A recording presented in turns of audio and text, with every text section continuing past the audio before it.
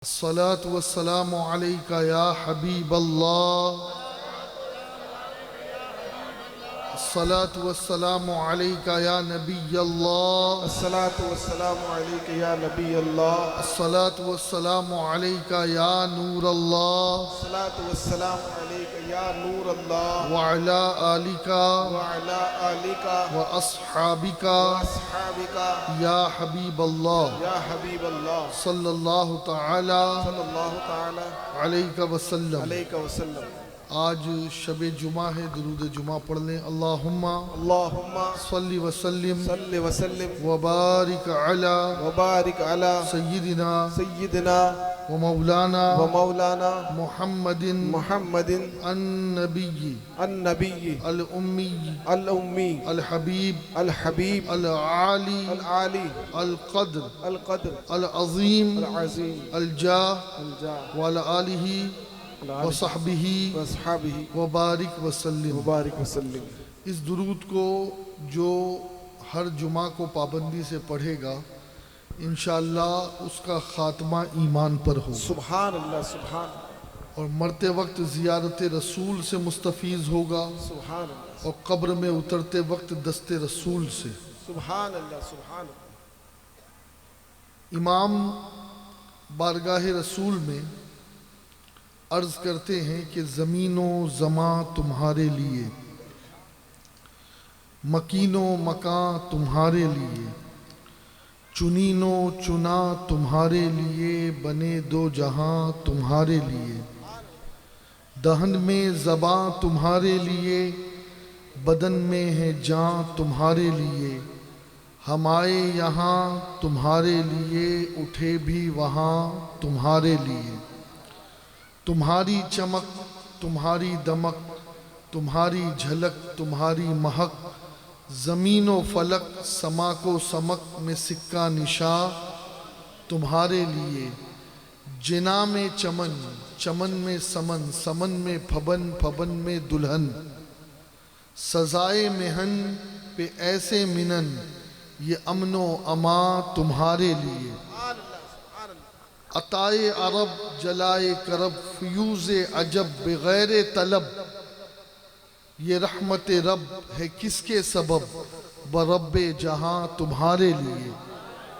खलीलो नजी मसीहो सफ़ी सभी से कही कहीं भी बनी, ये बेखबरी के खल्क फिरी कहाँ से कहाँ तुम्हारे लिए। न तूरे कुजा सपहरे तो क्या कि अर्शे उला भी दूर रहा, जिहत से वरा विसाल हुआ, ये रिफ़अत शाह तुम्हारे लिए। वो फैज़ दिए वो जूद किए कि नाम लिए ज़माना जिए, जहाने लिए तुम्हारे दिए, ये इकरामियाँ तुम्हारे लिए। सहाबे करम रवाना किए कि आबे इरम ज़माना पिए, जो रखते थे हम वो चाक सिए, ये सतरे बदां तुम्हारे लिए, ये सतरे बदां तुम्हारे लिए। और इमाम यूँ अर्ज़ करते हैं कि इशारे से चांद चीर दिया, बेशक सुभान अल्लाह छुपे हुए खुर को फेर लिया, गए हुए दिन को असर किया, ये ताबो तवा तुम्हारे लिए। और सबा वो चले वो बाग फले वो फूल खिले कि दिन हो भले। सबा वो चले वो बाग फले वो फूल खिले कि दिन हो भले, लिवा के तले सना में खुले, रज़ा की ज़बां तुम्हारे लिए तुम्हारे सुभान अल्लाह, लिए। सुभान अल्लाह। और किसी कहने वाले ने ये कहा कि जब से दिल में गमे अहमद को बसा रखा है, तो मुझको अल्लाह ने हर गम से बचा रखा है। सुभान अल्लाह सुभान अल्लाह। सब्ज गुंबद को निगाहों में बसा रखा है, सिलसिला हमने मदीने से मिला रखा है। सुभान अल्लाह। ये तुम्हारी ही इनायत का करम है आका, ये तुम्हारी ही इनायत का करम है आका, वरना मुझ जैसे गुनहगार में क्या रखा है। सुभान अल्लाह। वरना मुझ जैसे गुनहगार में क्या रखा है, और ये आपके लिए है कि बेखतर अरसे महशर से गुजर जाएगा, बेखतर अरसे महशर से गुजर जाएगा, जिसने सरकार की महफिल को सजा रखा है। सुभान अल्लाह, सुभान अल्लाह। जिसने सरकार की महफिल को सजा रखा है, सजा रखा है। और वो तो आएंगे, अभी आएंगे, आते होंगे। सुभान अल्लाह, सुभान अल्लाह। ये अकीदे का शेर है। वो तो आएंगे, अभी आएंगे, आते होंगे। वो तो आएंगे, अभी आएंगे, आते होंगे। हमने ये सोच के महफिल को सजा रखा है। सुभान अल्लाह, सुभान अल्लाह। वाह।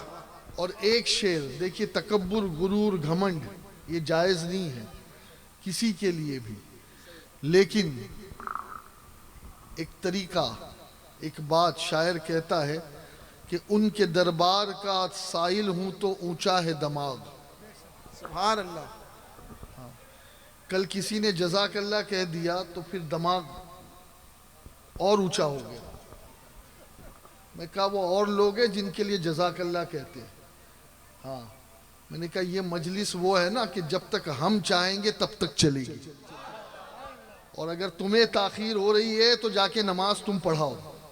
यही काम है, तुम्हें ताखीर हो रही है तो तुम जाकर नमाज पढ़ाओ।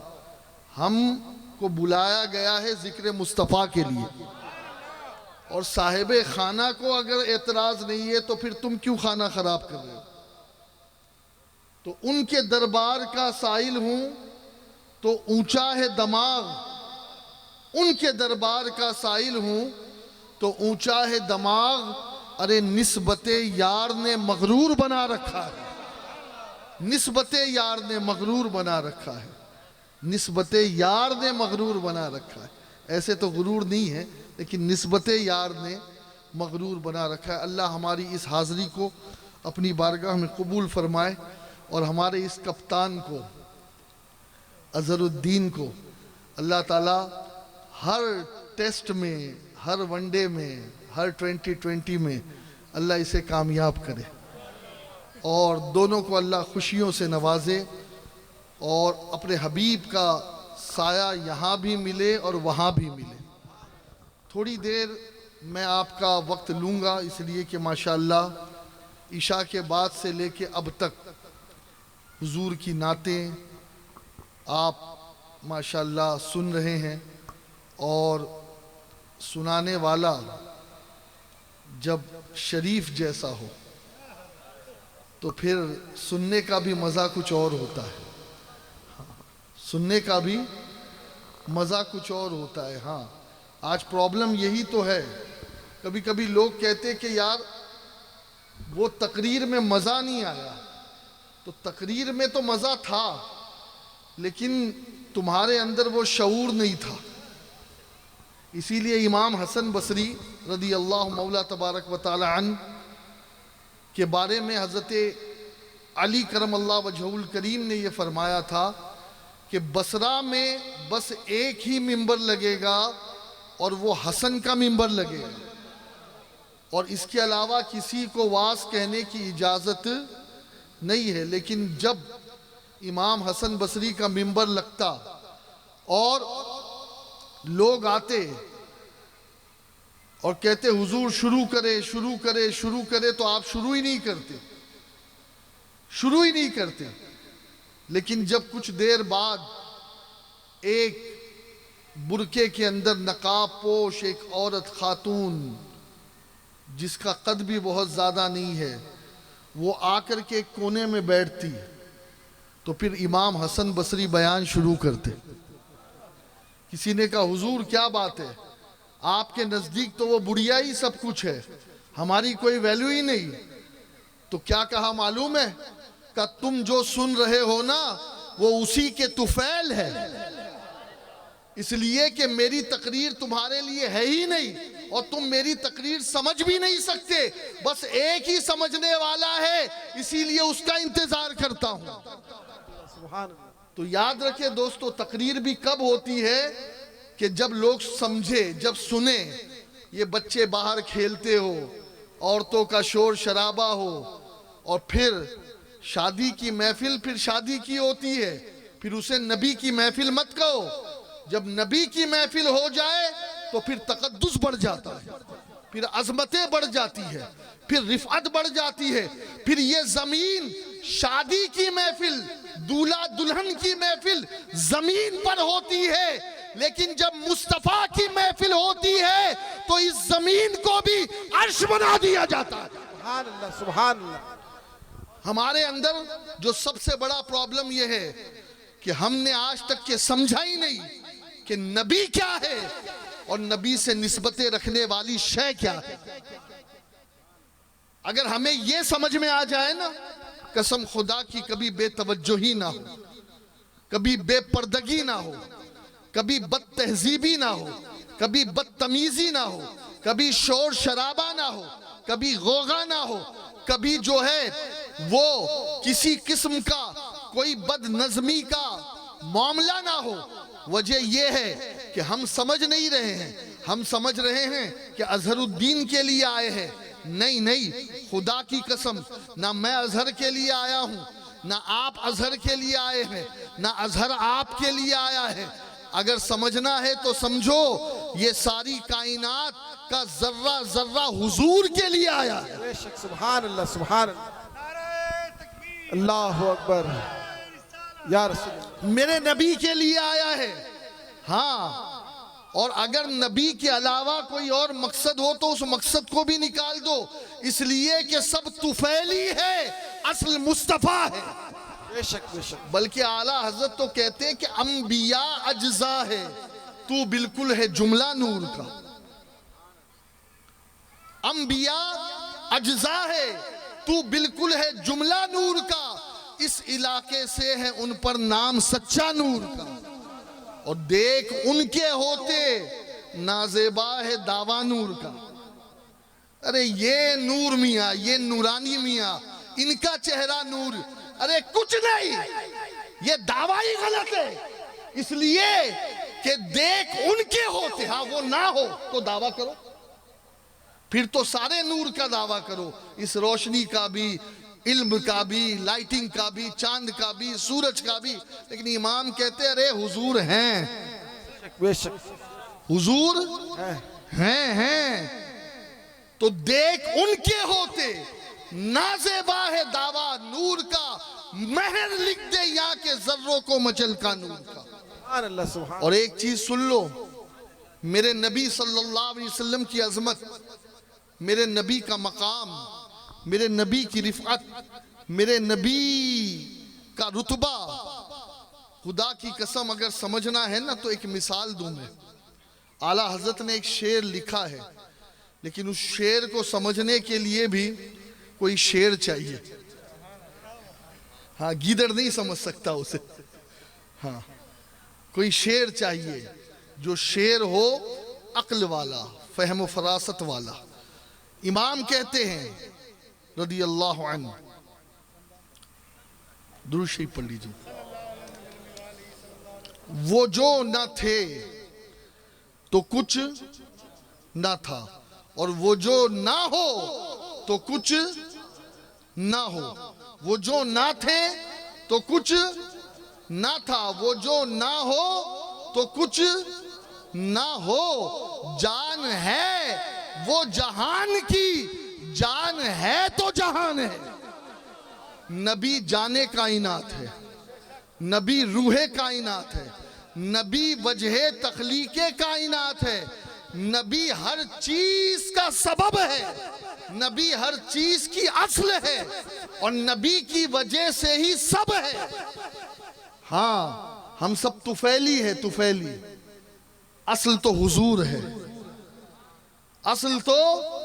और कैसे कि अल्लाह कह फरमाता है कि ऐ महबूब, अगर तुझे पैदा करना ना होता तो मैं अपने रब होने को भी जाहिर ना करता। यानी मैंने अपने रब होने को जाहिर इसलिए किया कि तुझे पैदा करना था, तुझे पैदा करना था। अब देखिए, एक चीज मैं आपको समझाऊं। आज माज़अल्लाह बे इल्म बेगैरत, कम अक्ल, कम फहम, कज फहम लोग तरह तरह की बातें करते हैं। नबी ख़त्म हो गए, नबी चले गए, नबी माज़अल्लाह मर गए। फिर कुछ तो जो मिट्टी में मिलने वाले हैं वो कहते हैं कि ये और वो। लेकिन एक चीज़ कान खोल करके सुन लो, हमारा कलमा 1400 साल से एक, बल्कि 1400 साल से नहीं, आदम यही कलमा पढ़ते थे। हाँ, आदम यही कलमा पढ़ते थे। यही कलमा अर्श पर लिखा है, मुहम्मदुर रसूलुल्लाह, मोहम्मद अल्लाह के रसूल हैं। आज भी यही कलमा है, क़यामत तक यही कलमा चलेगा। और ये कलमा बता रहा है कि रसूल मौजूद हैं, रसूल मौजूद है। अच्छा, एक चीज सुनिए आप, दूल्हा आज यहां बैठा है, कल इसका निकाह है, ठीक है। 2 दिन बाद जब आप आएंगे तो आपको ये मंडप मिलेगा भाई? जब वलीमा हो गया मिलेगा? ये लाइटिंग, ये सजावट, ये माइक, ये सिस्टम, ये उलमा, ये नातखान, आप, मैं 3 दिन बाद आकर देखोगे तो कैफियत क्या होगी मालूम है? कि यहां मिट्टी होगी, मिट्टी, ये सारे फर्श भी उठा लिए जाएंगे। बात समझ रहे हो या नहीं समझ रहे? वजह क्या है? वजह ये कि ये जो कुछ है ये दूल्हे के इकराम में है, ये दूल्हे की वजह से है, ये दूल्हे की बदौलत है, ये दूल्हे के लिए है, ये दूल्हे की वजह से है, ये दूल्हे के सबब से है। इसका कारण दूल्हा है, इसका रीजन दूल्हा है। जब तक दूल्हा दूल्हा रहेगा उस वक्त तक के ये सजावट रहेगी, और जब दूल्हा पुराना हो गया तो सब कुछ उठा लिया जाएगा। बिला तमसील इस कायनात में कुछ नहीं था। अल्लाह ने एक को दूल्हा बना करके 12 रबीउल अव्वल को भेजना था, तो उसी दूल्हे की सजावट के लिए अल्लाह ने आसमान का शामियाना बना दिया, नीले फलक की चादर तान दी, इस पर सितारों के कुमकुमे लगा दिए, चांदो सूरज की रोशनियां कर दी, जमीन को फैला दिया, कहीं पहाड़ बना दिए, कहीं सब्जे बना दिए, कहीं रेगिस्तान बना दिए। ये समंदरों का एक लामुंतही सिलसिला, ये सारी रौनाइया, ये सारी रौनकें क्यों थी? इसलिए कि मोहम्मद आने वाले हैं, हुजूर की आमद होने वाली है, हुजूर की विलादत होने वाली है, वो दूल्हा आने वाला है। खुदा की सल्तनत का 2 जहां में कौन दूल्हा है? खुदा की सल्तनत का 2 जहां में कौन दूल्हा है? तुम ही तुम हो, तुम ही तुम हो, यहां तुम हो, वहां तुम हो। उसी दूल्हे के इकराम के लिए ये सब है। और फिर क्या हुआ? अब वो दूल्हा आया, सुभान अल्लाह, सुभान, लेकिन वो दूल्हा गया नहीं, सुभान अल्लाह। बेशक अर्श पर गया था शबे मेराज, लेकिन सेकेंड्स के अंदर वापस आ गया। सुभान अल्लाह। और जब तक वो वापस नहीं आया तो नब्ज़े आलम रुकी हुई थी, बेशक बेशक, नब्ज़े आलम ठहर गई थी। वो दूल्हा आया तो फिर चलने लगी। अब बात समझो, आज चांद है, सूरज है, सितारे है, आसमान है, जमीन है, सरसब्ज व शादाब बागात है, समंदर है, पहाड़ है, तुग़यानी है, समंदर के पानी की हवाएं हैं। ये तमाम चीजें इस बात की दलालत करती है कि वो दूल्हा आज भी मौजूद है। सुभान अल्लाह, सुभान। अगर वो दूल्हा ना होता तो चांद की चांदनी ना होती, वो दूल्हा ना होता तो सितारों के जो है कुमकुमे ना होते, वो दूल्हा ना होता तो आसमान को जो है वो अल्लाह रब्बुल इज्जत आसमान की चादर को ना तानता। ये तमाम चीजों का वजूद, बल्कि सुनो, हम हुए, तुम हुए, के मीर हुए, उन्हीं जुल्फों के सब आसीर हुए। सुभान अल्लाह, सुभान अल्लाह। हमारी जिंदगी का मकसद यही था, हमारी जिंदगी का मकसद यही है कि हमें हुजूर के लिए भेजा गया है। उनकी आमद का नगमा, उनकी आमद से पहले नबी गाते थे, रसूल गाते थे, हर उम्मती गाते थे, और अब 12 रबीउल अव्वल के बाद से लेकर कयामत तक उनकी आमद का गीत गाने के लिए हमें भेजा गया। सुभान अल्लाह, सुभान अल्लाह। अब हमारे वहां तो मामला जरा अलग है ना, हमारे वहां तो मीलाद को रस्म बनाया गया है। ये रस्म नहीं है, ये असल है। बेशक ये क्या है? असल है, असल है, असल। और सुनो, जो फजल होगा वो इसी असल के तुफैल होगा, वो इसी असल के तुफैल होगा। आज वो लोग जो डीजे, गाने, बाजे, नाच, ठुमके और पता नहीं क्या क्या करते हैं, उनमें शऊर नहीं है, उनमें जरा भी जो है वो लिहाज नहीं है। अरे मेरा नबी क्या फरमाता है? मेरे नबी आए ना, किस शान से आए? 3 कौल मेरे आका के बड़े आला, बड़े आला। एक कौल ये, आका फरमाते बुइस्तु लिउतम्मिम मकारिमल अखलाक। आका फरमाते मुझे इसलिए भेजा गया कि मैं अखलाक को मुकम्मल कर दूं। सुभान अल्लाह। बेशक पूरी दुनिया को अखलाक का सबक दूं, पूरी दुनिया को अखलाक का जेवर पहना दूं, सुभान अल्लाह। दुनिया के हर इंसान को लिबास अखलाक पहना। मुझे अल्लाह ने अखलाक को मुकम्मल करने के लिए भेजा।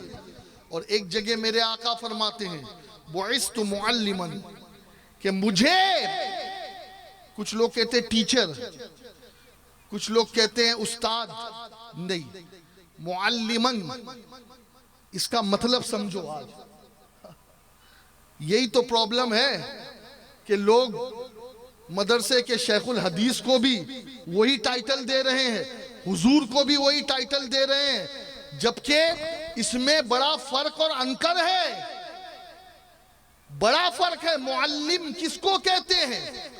मुअल्लिम का मतलब क्या होता है? मुअल्लिम उसे कहते हैं कि जो ऐसा इल्म दे कि दिल की दुनिया को बदल दे। बेशक सुभान। मेरे नबी इल्म लेकर आए थे, लेकिन महज मौलवी बनाने के लिए नहीं आए थे, मुफ्ती बनाने के लिए नहीं आए थे। मेरे नबी दिल को चमकाने के लिए आए। इसीलिए तो वो मुहद्दिस, वो मुजद्दिद के 14वीं सदी में जिसके इल्म के बराबर किसी का इल्म नहीं, वो भी जब नबी की बारगाह में जाता है तो यही कहता है, चमक तुझसे पाते हैं सब पाने वाले, मेरा दिल भी चमका दे चमकाने वाला। इल्म से दिल नहीं चमकता, इल्म से दिल नहीं चमकता, नूरे मुस्तफा की निगाहे नूर से दिल चमकता। बेशक बेशक सुभान। उस नूर को तलब करो, उस नूर के भिखारी बनो। अरे इमाम ने भी आज लिखी ना, मैं गदा तू बादशाह, भर दे, भर दे पियाला नूर का। हमारे तो प्याले ही उल्टे हुए हैं, भरेगे कहां से? हुजूर फरमाते मेरी मिसाल बारिश की तरह। कैसे? बारिश तो हर जगह बरसती है, सब पे बरसती है, लेकिन सुनो होता क्या है, जहां प्याले साफ होते हैं तो वहां पानी भी ऐसा जमा होता है, सुभान अल्लाह, के पियो तो शिफा। लेकिन जहां कीचड़ होता है उस जमीन में बदबू और बढ़ जाती है, उस जमीन में बदबू और बढ़ जाती है। तो हुजूर ने फरमाया मुझे मुअल्लिम बनाकर भेजा गया। और मुअल्लिम का मतलब ये नहीं कि सिर्फ इल्म, मुअल्लिम का मतलब ये है कि वो इल्म जो दिल को बदल दे, जो आत्मा को बदल दे, जो आत्मा का शुद्धिकरण कर दे। हाँ, आज जाहिर को बदलकर हम बड़ी बड़ी बातें, याद रखो इस जाहिर में कुछ नहीं रखा है। ये दाढ़ी हमने रख ली, अमामा पहन लिया, लोगों के सामने बड़े अच्छे बने फिरे, लेकिन दोस्तों याद रखो, ना अल्लाह तुम्हारे जिस्मों को देखता है, ना तुम्हारी चमड़ी को देखता है, कौन कितना गोरा है, कितना जो है उसका चेहरा जो है वो फेयर एंड लवली लगाकर चमक रहा है। नहीं, ना अल्लाह जिस्मों को देखता है और ना अल्लाह तुम्हारे माल को देखता है कि तुम कितने दौलतमंद हो, कितना तुमने कमाया है, कितना बैंक बैलेंस है। अल्लाह क्या देखता है? मेरे नबी फरमाते ना वो तुम्हारे जिस्म को देखता है, ना तुम्हारे माल को देखता है, वो तुम्हारे दिल को देखता है। सुभान अल्लाह, सुभान अल्लाह। तो मेरे नबी दिल बदलने के लिए आए थे। युअल्लिमुल किताब वल हिकमा युज़क्कीकुम, युज़क्कीकुम। हुजूर तज़किया करने के लिए आए थे। क्या करने के लिए आए थे? तज़किया। और तज़किया का मतलब मैं आसान लफ्जों में समझा रहा हूं। कल्लिमू नास अला क़द्रि उक़ूलिहिम।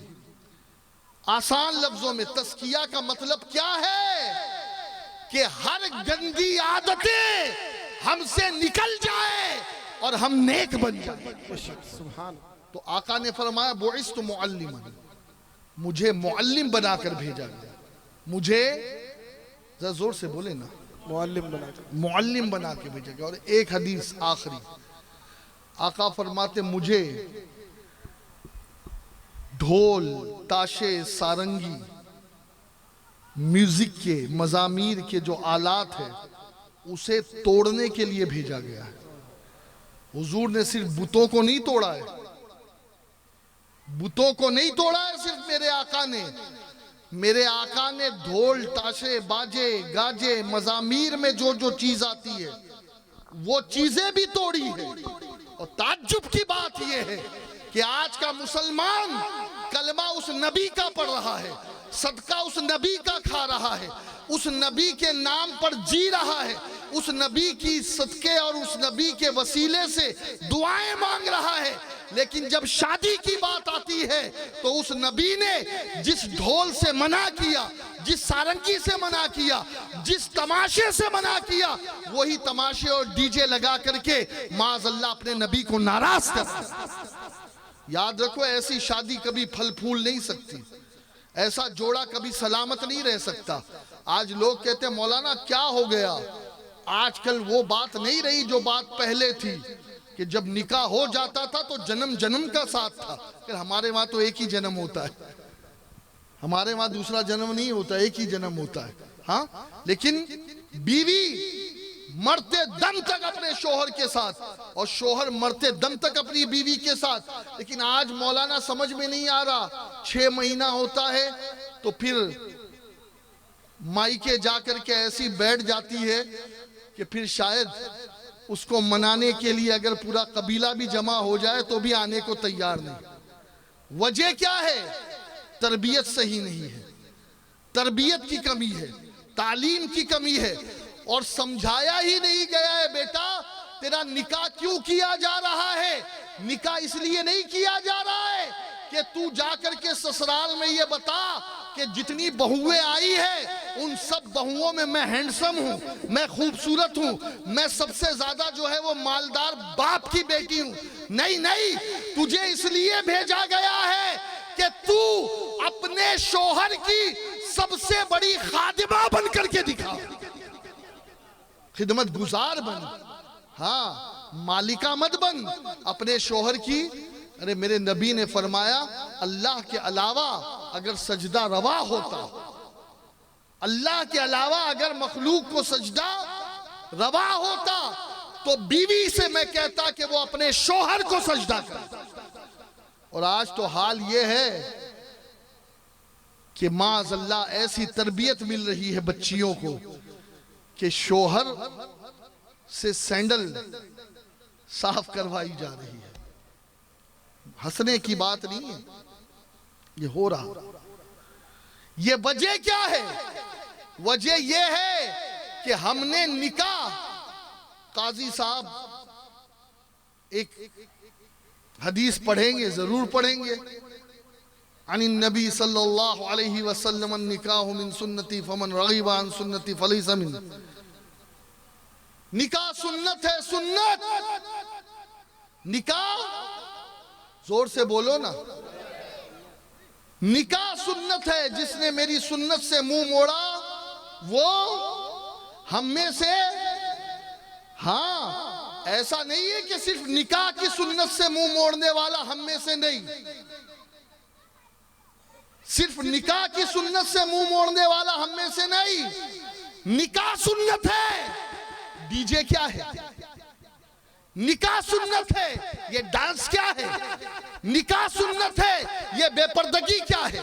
निकाह सुन्नत है, ये कैमरेमैन का औरतों में घुस घुस कर मूवी बनाना क्या है? निकाह सुन्नत है, ये माअज़ल्लाह रस्म के नाम पर औरतों का मर्दों के मुंह पे हल्दी लगाना क्या है? निकाह सुन्नत है, ये औरतों का गैर महरमों से मेहंदी लगाना क्या है? और निकाह सुन्नत है, लेकिन ये दुल्हन गैर मर्द उसको सजाने आ रहा है, उसको मेकअप करने आ रहा है, ये क्या है?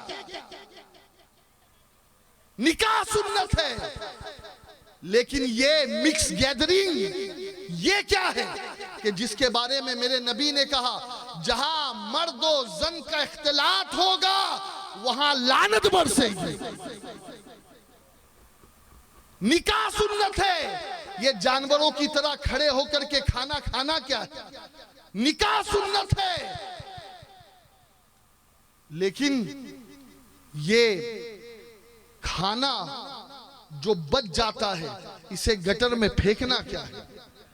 निकाह सुन्नत है, लेकिन लोगों के सामने इतनी नुमाइश कि दूसरी गरीब बच्ची दिल मसेज कर रह जाए, ये सब क्या है दोस्तों? निकाह को आसान करो। मेरे नबी ने फरमाया, अल्लाह उस निकाह में बरकत देता है कि जिस निकाह में खर्च कम हो। ये मेरे नबी की हदीस है। आज हालात बदल गए हैं, और एक चीज सुन लो, लड़की भी कैसी होनी चाहिए? लड़की कैसी होनी चाहिए?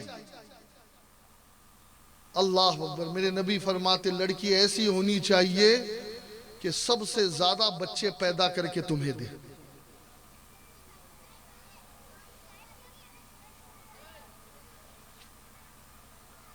लोग नबी की बातों को भूल गए। हम दो हमारे दो, हम दो हमारा एक, और अब तो हम दो भी और अब हमारा कोई भी नहीं। अरे ये मकसद निकाह का नहीं था। मेरे नबी फरमाते हैं, कयामत के दिन आदम से लेके ईसा तक जो उम्मती आए उनकी सफ 40 होगी और मेरी उम्मत की सफ 80 होगी। कुल सफ कितनी होगी कयामत में? 120 है ना? और उसमें से 80 सफ मेरी होगी।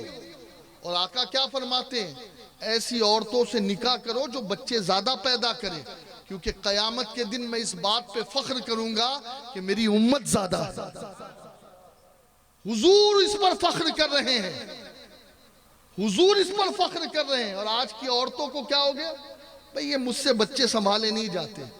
थोड़ा पीछे जाओ ना यार, तुम्हारे दादा को देख लो, तुम्हारे लक्कड़ दादा को देख लो, 10-10, 12-12 बच्चे। हुजूर की बरकतें थी, सुभान अल्लाह, इस्लाम की बरकतें थी। और उन औरतों को कुछ नहीं होता था, वो बर्दाश्त करती थी हर चीज। लेकिन आजकल की औरतें, मैं कहता हूं, ओए अगर अपने आप को नबी की आशिका कहती है ना, और तेरे दिल में नबी की मोहब्बत है ना, तो सुन, नबी के लिए ये तकलीफ भी बर्दाश्त कर ले। सैयदा सुमैया को तो माअज़ल्लाह उस मकाम पर नेजा घोंपा गया और उसने नबी की मोहब्बत में उसे गवारा करके शहीद हो गई। और सुनो ऐ मेरी बहनों, अगर औलाद होते वक्त खुदा ना खास्ता तुम्हारी उम्र हो गई, मुकम्मल हो गई, तो याद रखो वो मौत कोई मामूली मौत नहीं होगी। मेरे नबी ने कहा वो मौत भी शहादत की मौत है। लेकिन आज बड़ा अजीब फैशन चला है। अच्छा, फिर बच्चियों को देखते हैं, क्या देखते हैं? हुजूर फरमाते 4 वजूह है जिसकी वजह से निकाह किया जाता है। एक तो हुस्न की वजह से, हुस्न, ब्यूटी। नंबर 2 माल, नंबर 3 हसब नसब, और नंबर 4 दीनदारी।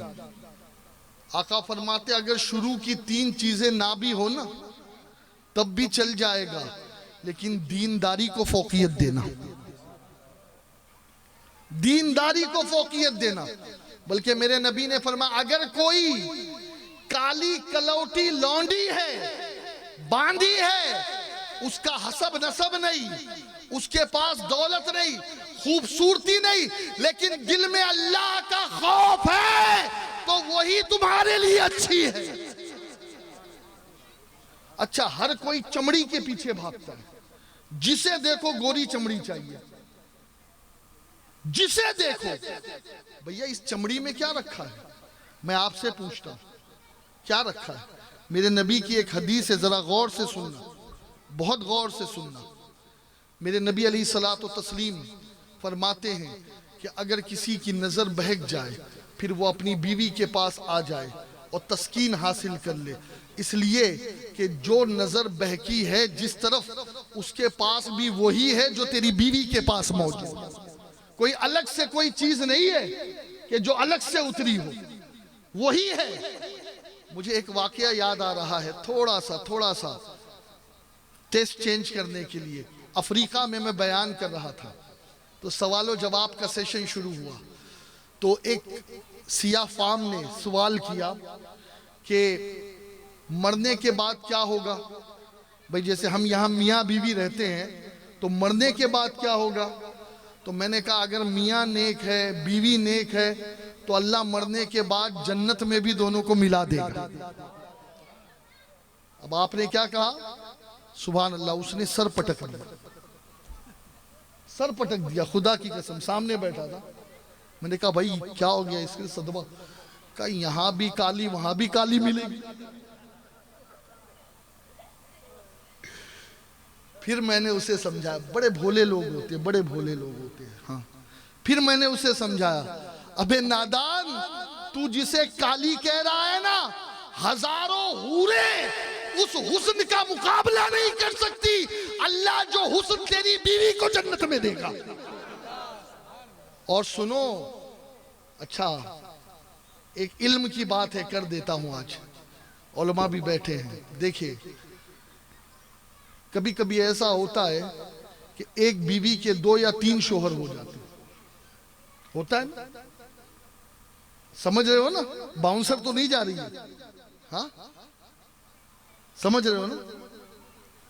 भाई एक पहले शोहर का इंतकाल हो गया, दूसरे से कर लिया, दूसरे का हो गया, तीसरे से कर लिया, तीसरे का हो गया।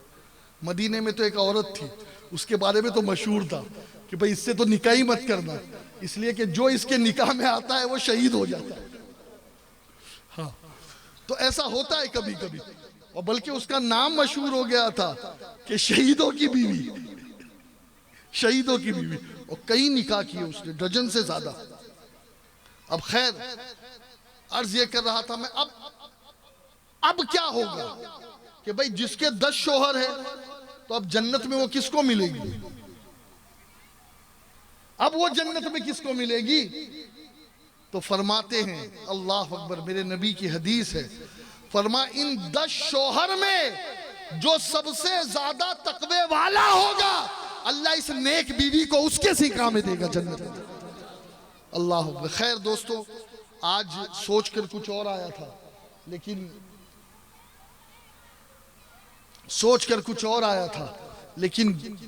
साथियों ने कुछ इशारे दिए थे, बस अपनी बात को मैं खत्म करने लगा हूं। याद रखें दोस्तों, हुजूर आए, क्यों आए?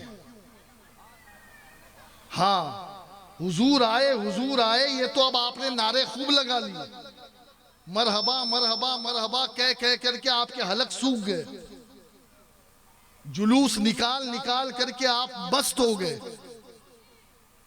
मस्त हो गए, मस्त मलंग हो गए। बोलो सुभान अल्लाह। हाँ, वो दूसरी महफिलें होती जब बदमस्त होता है, इस जुलूस में आने वाला मस्त मलंग हो जाता है। वो सरकारे नज़मी कहते हैं ना कि नज़मी मिलादे मुस्तफ़ा यूं ही मनाए जाएगा, इसको कभी ना छेड़ना, सुन्नी बड़ा दबंग है। बोलो यार, ये दबंग है?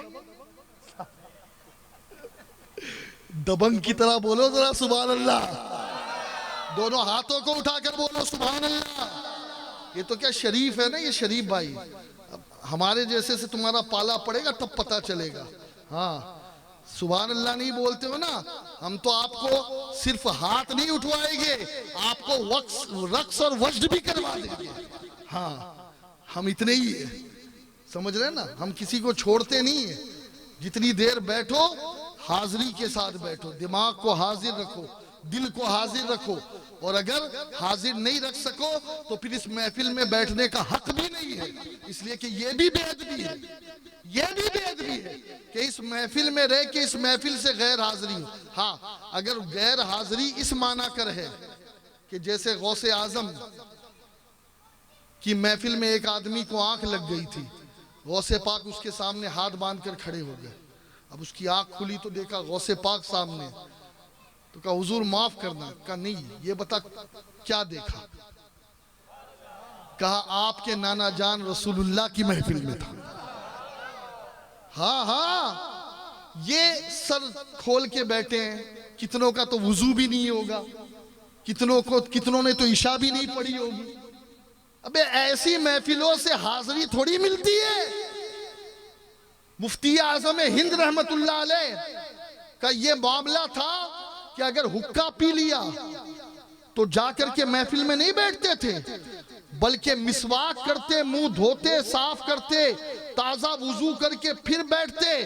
कहा अब मुझे आका का नाम लेने में मजा आएगा।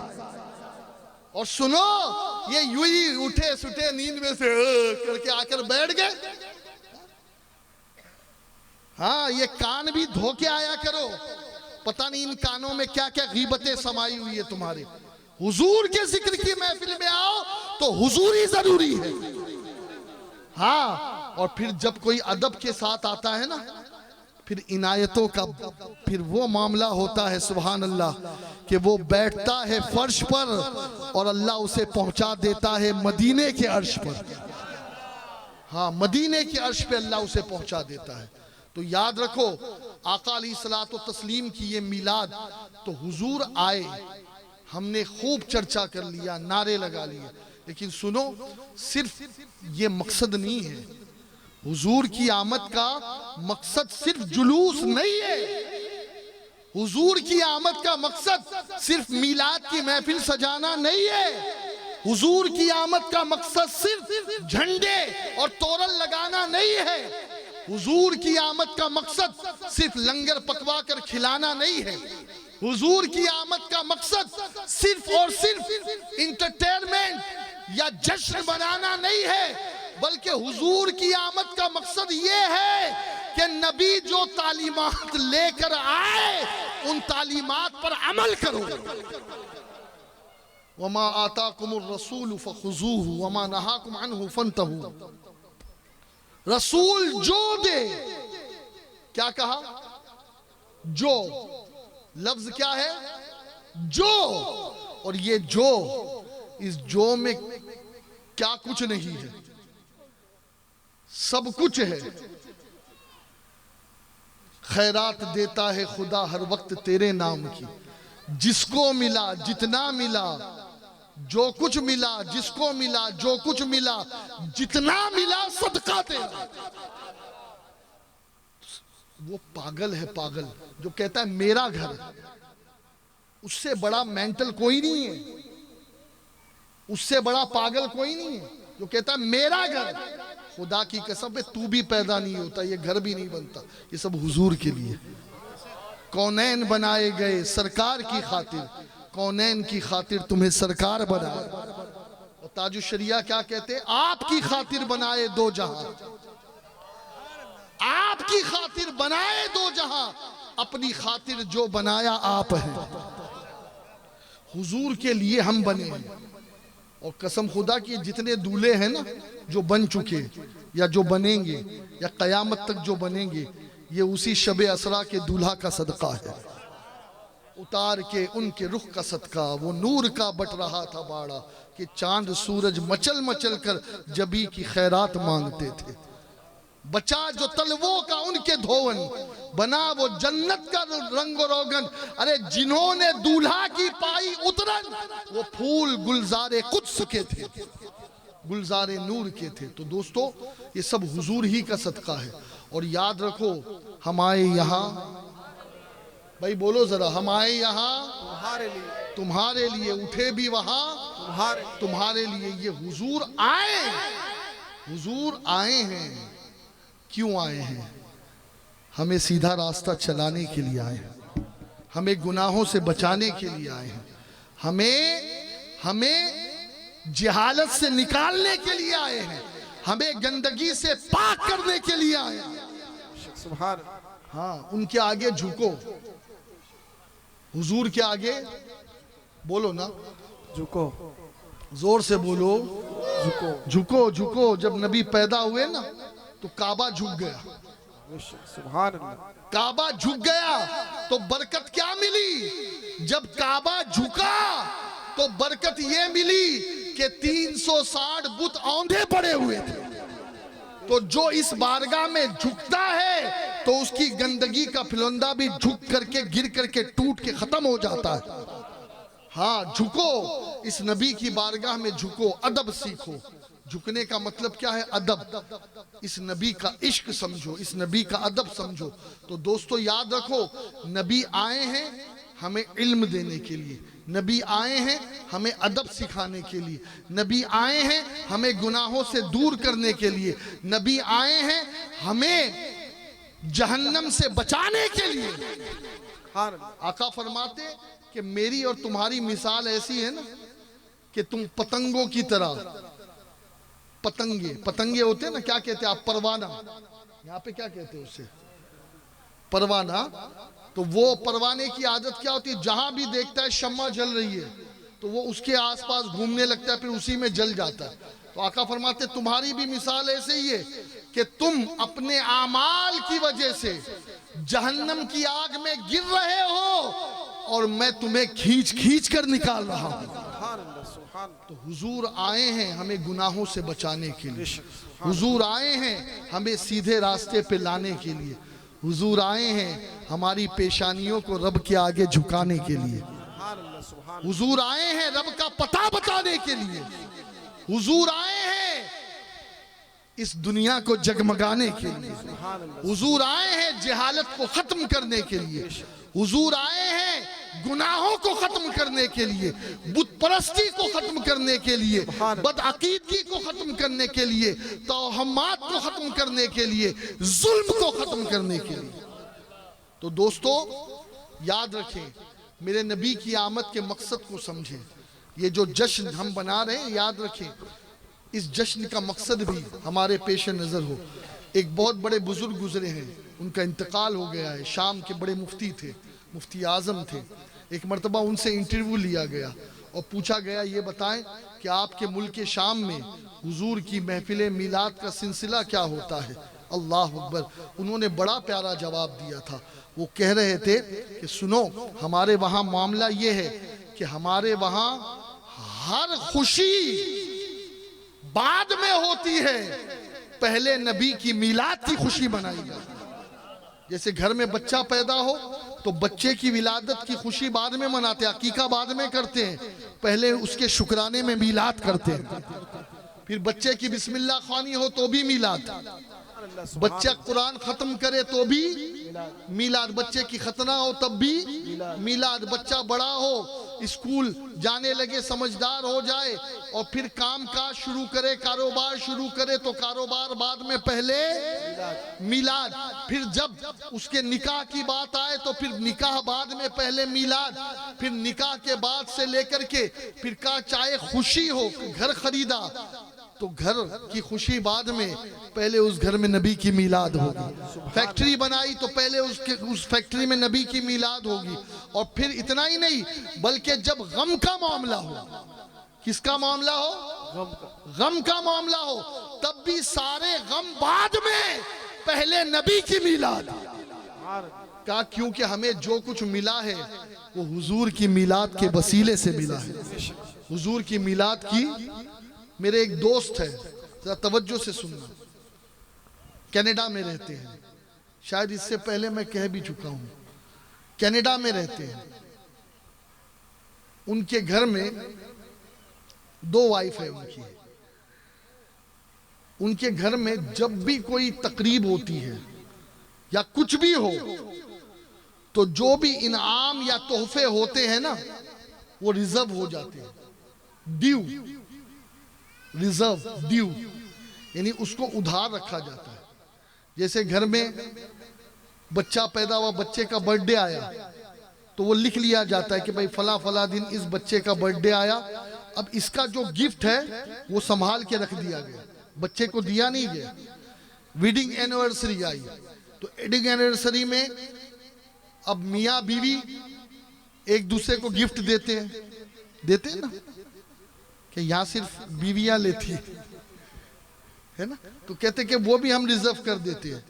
और भी कोई तकरीब दिन में आ जाए तो फिर क्या करते हैं, हाँ बच्चा स्कूल में पास हो गया, 1 नंबर आया, अब उसको इनाम नहीं देते, कहते भाई ये रिजर्व, समझ, हर चीज, कोई अच्छा काम कर लिया, फर्स्ट आ गया, और फिर ये सारे इनाम 12 रबीउल अव्वल को दिए जाते हैं, ताकि बच्चों को भी पता चले बेटा ये जो कुछ है ये अपना नहीं है, ये सब उसी मदीने वाले का सदका है, उन्हीं की भीख खा रहे हैं, उन्हीं के दर का टुकड़ा है, उन्हीं की बारगाह से बटने वाला बाड़ा है, बाड़ा।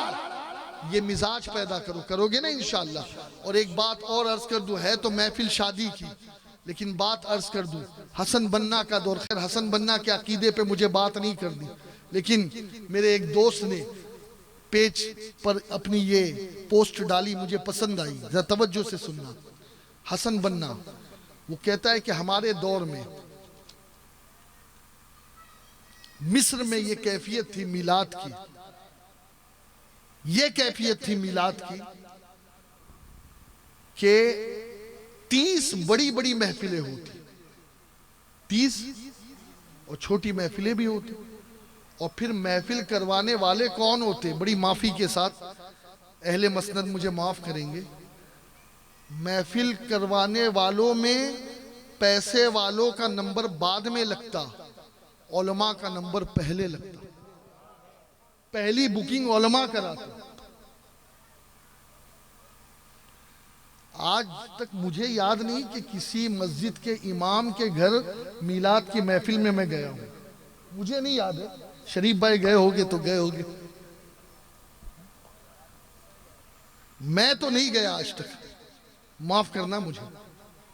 ऐसा नहीं है कि हुजूर की बरकत सिर्फ इन्हीं के लिए है, हुजूर की बरकत इमाम के लिए भी, और इमाम क्या, हम तो गुलाम ही हैं, गुलाम ही है भाई, है क्या, सब कुछ उन्हीं का है, अपना क्या है, अपना हस्ती पर इजारा कुछ नहीं, जो भी है उनका हमारा कुछ नहीं। जरा सजाओ ना, फिर इंशाअल्लाह इमामों की नस्लें भी जो है ना, फिर नस्ल आज़म होगी, नस्ल अजीम होगी इंशाअल्लाह, हुजूर की बरकत हासिल। तो वहाँ के बड़े उलमा बुकिंग डालते थे कि भाई मिलाद की महफिल हमारे वहाँ। एक आलिम दीन है अर-रिजाल, उनका तखल्लुस है, उनके घर पे मिलाद की महफिल, बहुत तवज्जो से सुनना। अब मामला क्या होता कि जिनके घर में 1 घंटा हो जाए तो इशारा कर देना, मेरे पास क्या घड़ी नहीं है, तो फकीर आदमी हूँ, क्या करूँ, तो इसीलिए टाइम हो जाए तो बता देना। मिलाद की महफिल उस आलिम दीन के घर पे सजाई गई। अब तरीका क्या होता कि सारे लोग मगरिब की नमाज वहीं पढ़ते, जो रोजे से होते इफ्तार करते, फिर महफिल चलती, इशा की नमाज जमात से होती, फिर खाना खाते सारे लोग, लंगर होता, फिर महफिल चलती देर रात तक, और फिर रात में 1-2 बजे महफिल का इख्तिताम होता, लोग अपने अपने घरों में जाते, और फिर दूसरे दिन की महफिल, ये एक सिस्टम था। और फिर महफिल में आने वालों को तबरुकात भी देते और बहुत कुछ उनको नवाजा जाता।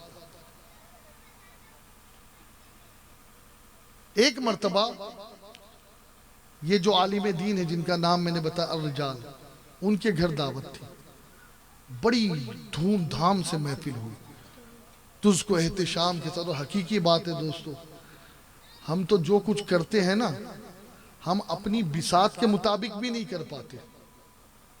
हाँ, वरना मैं कहता हूं कि किसी पीर का या किसी बुजुर्ग का या किसी दरगाह का उर्स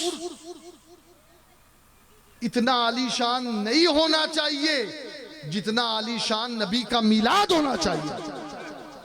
इसलिए कि ये तो सब गुलाम है ना, ये तो सब गुलाम है। लेकिन अफसोस अफसोस कि आज हमने असल को छोड़ दिया। फिर आ जाओ असल की तरफ। हाँ, असल की तरफ आ जाओ, असल की तरफ। अब सुनिए आप, हसन बन्ना लिखते हैं कि उस आलिम दीन के वहां मगरिब की नमाज हुई, लोगों ने खाया, ईशा, फिर उसके बाद महफिल चलती। अब जब महफिल खत्म हुई रात में, बहुत तवज्जो से सुनना, बस बात खत्म करने लगा हूं। जब महफिल खत्म हुई, जब महफिल खत्म हुई तो उन्होंने माइक हाथ में लिया और माइक हाथ में लेकर के ये कहा कि आप सबसे मेरी एक गुजारिश है कि मेरी 12 साल की जो बेटी रूहिया है, उसका जनाजा फजर की नमाज के बाद मस्जिद के बाहर पढ़ाया जाएगा, आप शामिल हो जाना। लोग हैरान। किसी ने आके सवाल किया, जब आपकी बेटी का इंतकाल कब हुआ? कहा मगरिब से कुछ पहले। आप कह देते ना तो आज की महफिल हम कैंसिल कर देते, किसी और के घर पे रहते। इश्क पुकारा का इतना कच्चा आशिके रसूल नहीं हूं कि बेटी की मौत मुझसे मेरे नबी का जिक्र छुड़वा दे। बेटी की मौत मुझसे मेरे नबी का जिक्र छुड़वा दे, ऐसा आशिक नहीं हूं मैं। किसी ने कहा नहीं बात वो नहीं है, अब आप गम में हैं। और ये कहा नहीं, अरे नादान, तुझे पता ही नहीं है, जो जिक्र हुआ इसका सवाब सब मेरी बेटी को मिला। यकीनन ये मेरी बेटी, उसका नाम मैंने रूहिया रखा। रूहिया का मतलब ये मेरी रूह थी, मन्नतों के बाद पैदा हुई थी, दुआओं के बाद पैदा हुई थी। इससे बढ़कर मेरे लिए कोई था नहीं। मेरे घर में, खानदान में चहीती थी मेरी ये बच्ची। इसका गम बहुत हुआ मुझे, इतना हुआ कि मैं अपने आप को संभाल नहीं पा रहा था। लेकिन जैसे ही मैं नबी की महफिल में बैठा और जिक्र रसूल का सिलसिला शुरू हुआ, उनके निसार कोई कैसे ही रंज में हो, जब याद आ गए हैं सब गम भुला दिए हैं। का हो सकता है कि मुझे अटैक आ जाता, मैं मर जाता। हो सकता है कि मैं डिप्रेशन का शिकार होकर के मेंटल हॉस्पिटल में चला जाता। हो सकता है कि मुझे अटैक होता पैलेस का और मेरे जिस्म के आज़ा काम करना छोड़ देते। हो सकता है कि इस गम की वजह से, इस टेंशन की वजह से मुझे माइग्रेन होता और मैं जो है उसी वक्त मर जाता। लेकिन ये नबी के जिक्र का सदका है कि मेरा गम भी हल्का हो गया और मैं अभी सलामत जिंदा हूं। सुभान। ये होते हैं आशिक और नबी का जिक्र ये होता है। हाँ, यहाँ तो जनाब हाल ये है कि दूल्हे को फुर्सत ही नहीं होती। खैर ये दूल्हा तो बड़ा नेक है, अल्लाह इसे सलामत रखे। हाँ, अबे महफिल किसके लिए सजाई गई है? वो दूल्हा बैठ बैठ, तुझे पता तो चले कि तू जो दूल्हा बना है ना, ये उसी शबे असरा के दूल्हा का सदका है। बेशक बेशक, सुभान अल्लाह। उस कौनैन के दूल्हे की मोहब्बत कभी मत अपने दिल से निकलने देना। उसकी अदाओं को अपनाना, उसकी सुन्नतों को अपनाना, उसके तरीके को अपनाना, यही मकसद है मीलाद का। जी, मीलाद का मतलब ये नहीं होता कि एक रस्म अदा कर दी जाए, कुछ खानदान के लोग आ जाएं। मैं क्या बताऊं यार, ये नबी की महफिल, अल्लाह अकबर, ये बज़्म नबी है। ये बज़्म, अल्लाह ने जब बज़्म नबी सजाई ना, अल्लाह ने अर्श पर जब बज़्म नबी सजाई तो कैफियत ये थी, अल्लाह अकबर, कि किसी भी गैर नबी को उस बज़्म में शामिल ही नहीं किया। हाँ, यहां वही आए जो अहल है। कौन आए? अहल है, अहल, अहल है। हाँ, हमारे उलमा ने जो महफिल समा के बारे में कलाम किया तो उसमें भी इल्लत यही थी कि जिसके अंदर ये अहलियत हो वो महफिल समा में बैठने के काबिल। हाँ जी, यूं ही मुतलक नहीं कहा उसको मना। हाँ, कि जो समा में बैठे उसके अंदर ये चीजें हो, उसके अंदर ये क्वालिटी हो। हाँ? मुफ्ती आजम हिंद रहमतुल्लाह अलैह के हवाले से मैंने बुजुर्गों से सुना कि जब स्टेज पे तशरीफ लाते ना, 4-4 घंटे 2 जानू बैठते। यहां तो हमारी तशरीफ टिकती नहीं है, पता नहीं थोड़ी सी देर में यूं होने, पता नहीं क्या। तो भैया बात यह है ना कि शैतान गालिब है हम पर, वो सुनने नहीं दे रहा हुजूर का जिक्र। और एक चीज सुन लो, जो उस जिक्र की तरफ मह हो गया, जो उस जिक्र की तरफ मह हो गया, फिर तो ना उसे प्यास लगती है ना उसे भूख लगती है। जिसको मजा मिल जाता है ना, जिसको लुत्फ मिल जाता है, फिर उसे भूख और प्यास भी नहीं लगती, वो उसी में खो जाता है, उसी में खो जाता है। अल्लाह हमें वो महवियत अता फरमाए। और बस आला हज़रत इस शेर पर और इस दुआ पर अपनी गुफ्तगू ख़त्म करता हूँ। ऐसा घुमा दे उनकी विला में खुदा हमें, ऐसा घुमा दे उनकी विला में खुदा हमें, ढूंढा करे पर अपनी खबर को खबर ना हो, ढूंढा करे पर अपनी खबर को खबर ना हो। और नीयत मैं दूल्हे को करा रहा हूँ कि नीयत क्या होनी चाहिए निकाह करते वक्त दूल्हे की, कि ऐ अल्लाह मैं इस निकाह के जरिए अपनी निगाहों को भटकने से बचाऊंगा, और जो तूने मुझे बीवी दी है अब इसके अलावा किसी और की तरफ मेरी तवज्जो नहीं जाएगी। दुल्हन की भी यही नीयत होनी चाहिए। और हदीस में यह है कि जो इस नीयत से निकाह करे, अल्लाह उस जोड़े की उस वक्त मदद करता है जब वो मुश्किल में होते हैं, जब वो मुश्किल में होते हैं। तो ये हुजूर की तालीमात है। अल्लाह हमें हुजूर की आमद के जश्न की बरकतों से नवाजे और हुजूर की तालीमात पे अमल करने की तौफीक दे। वमा अलैना